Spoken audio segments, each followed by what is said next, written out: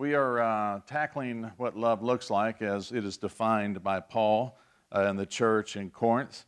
Paul did an amazing thing, a very difficult thing. I can't imagine doing this sort of thing. But in Corinth, Paul sets the structure of a church that really countered the structure that was found in the Greco-Roman world. And in Corinth, in that port in Corinth, was stronger than anywhere else. It was men who ruled the world. They were everything, right?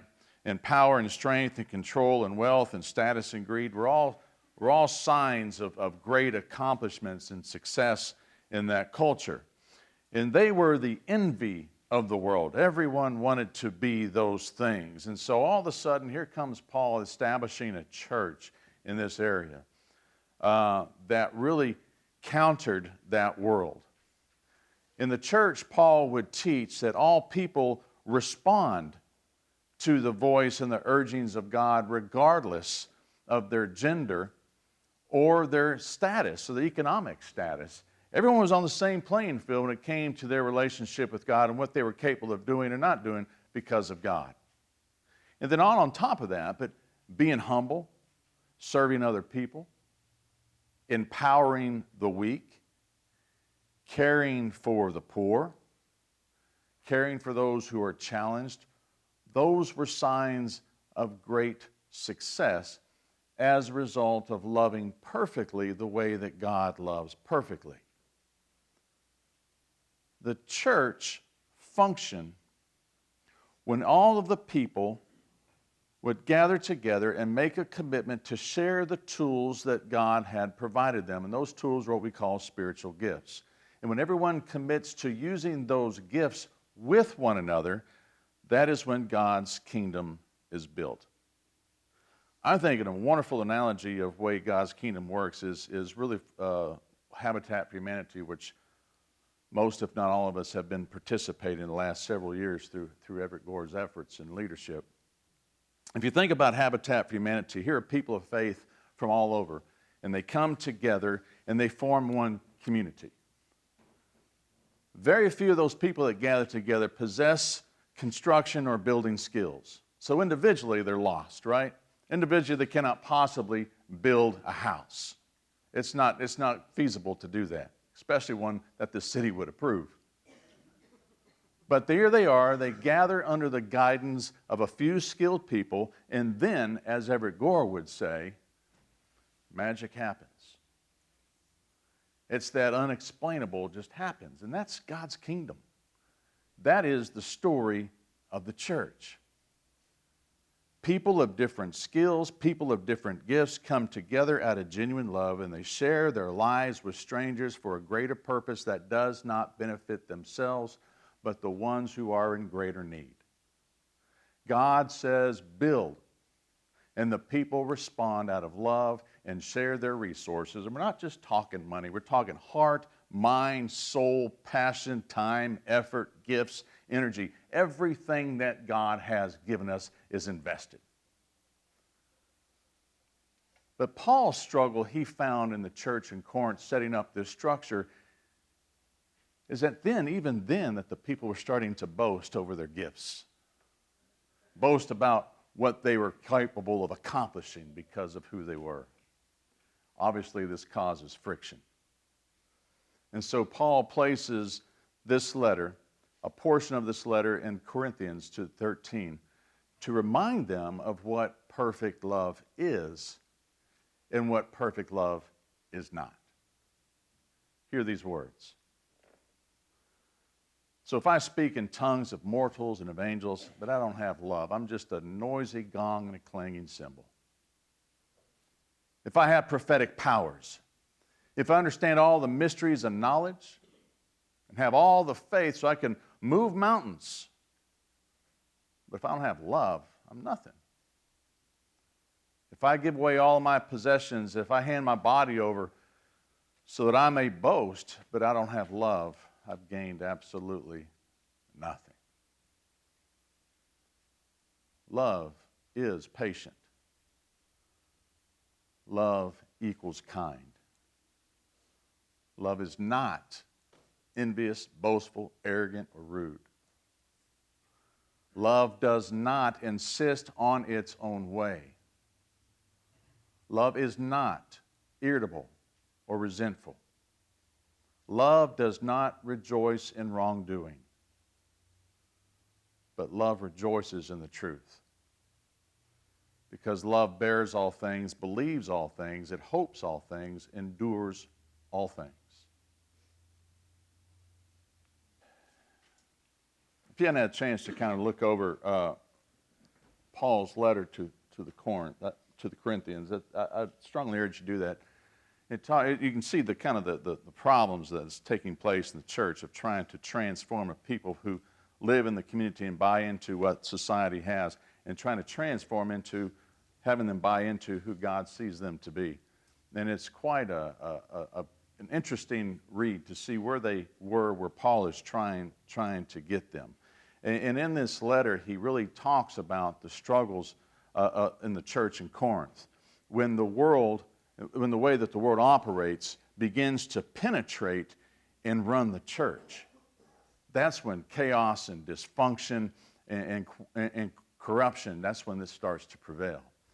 And so he reminds them that the people of God, that our task is to love perfectly, just as God loves perfectly. And it takes a great amount of effort and energy, intentionality and discipline to keep that love as the pulse of the church. And so Paul reminds these people of what love is and what love is not. First 2 Sundays we looked at patience and kindness as what love is, words that are synonymous to love. And this time we're going to look a little bit about what love is not. Spend a couple of weeks doing that. My first experience as a staff person at a church was in 1985. This experience really helped me to understand what love is not. There were many wonderful, wonderful people in that congregation that I still even have a relationship with today. But that church is no longer existing. It was torn down a lot because of the leadership of that church built an atmosphere that turned that church into a business, which is a lot of reasons some of the churches are dying today. In the business world, it's pretty simple. The bottom line is to generate income by keeping customers happy, right? As long as the customers are happy, you can generate more revenue. And so you hire employees that can make that happen. In God's kingdom, the philosophy is completely different. The philosophy is to bring in people who can teach us how to grow and to love perfectly the way that God loves perfectly, so that we can fulfill God's mission in the world. My first church, numbers were the bottom line. The charge that was given to me was to get as many youth as you possibly can as a youth minister, and always make the parents happy. Anybody who teaches school knows how easy that is, right? The bottom line is, in that church, there was always 2 families, and the kids were great, but there's always the parents, just like in school, that they struggled. They were never happy. And they were always, something was always wrong, and they always complained to the leadership. Well, the leadership came to me and told me to change what I was doing in order to make them happy. They didn't ask what I was doing, didn't ask my philosophy of ministry, didn't really care what I thought or my situation there. What they needed was to make those unhappy parents. I understood why the average stay of a youth minister was 9 months in that congregation. I made it 2.5 years because I'm stubborn and I really love those kids and committed to that. But I experienced firsthand the struggle of what churches go through that Paul was writing about. When the philosophy of our world is used to operate God's kingdom. That doesn't happen. That does not work. It doesn't happen within the church. We cannot assume that what makes us successful in the business world will equate to a successful church. Those first couple of years in seminary really were my 40 days in the wilderness that Jesus took, but I had to determine whose kingdom I was going to serve. Was it going to be God's kingdom or the world's kingdom that was threatening the church? And the fundamental difference between those two is this: that perfect love's first priority is the needs, not the wants of others. There's a big difference between a need and a want, isn't there? What Christ needs us to be may usually not mean what we want to be. And what we want to be may not be what Christ needs us to be. Just think about that just for a minute. An imperfect love, its first priority is our own needs, our own wants, our own desires, our own feelings.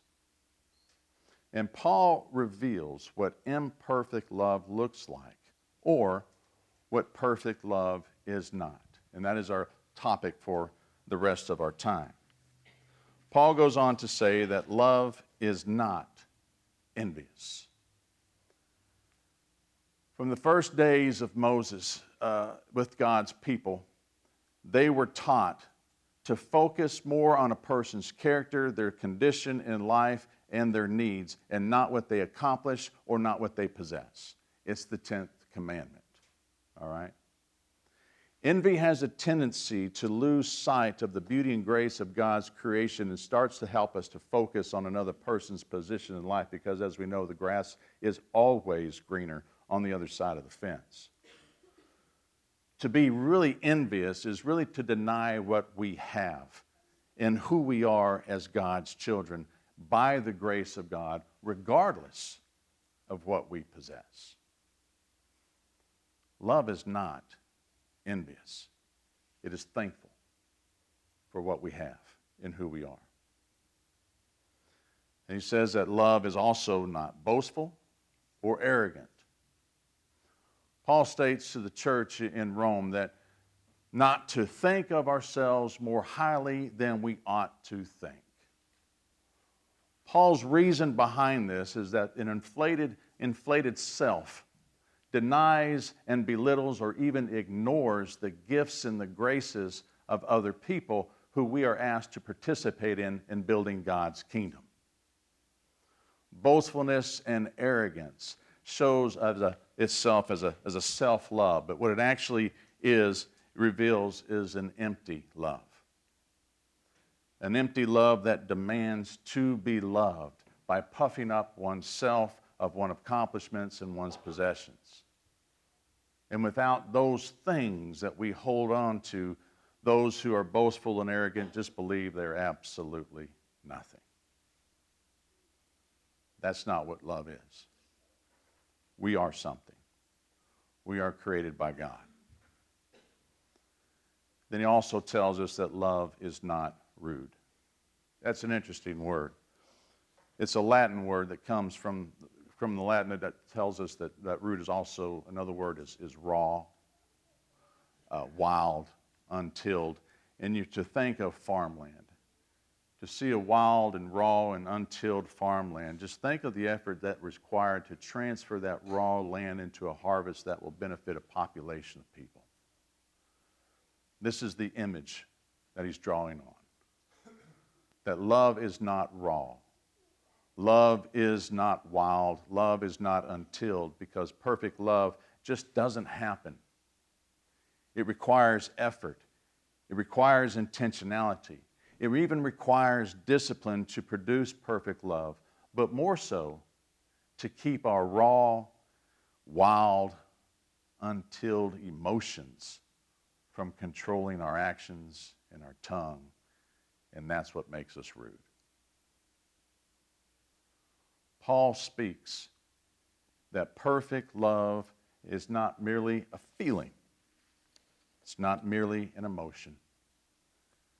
It is a very intentional effort on our behalf to tame our tongue and our actions, to be patient and kind even to those who are arrogant or boastful or rude, so that we can be successful in reflecting God's perfect love to everyone around us.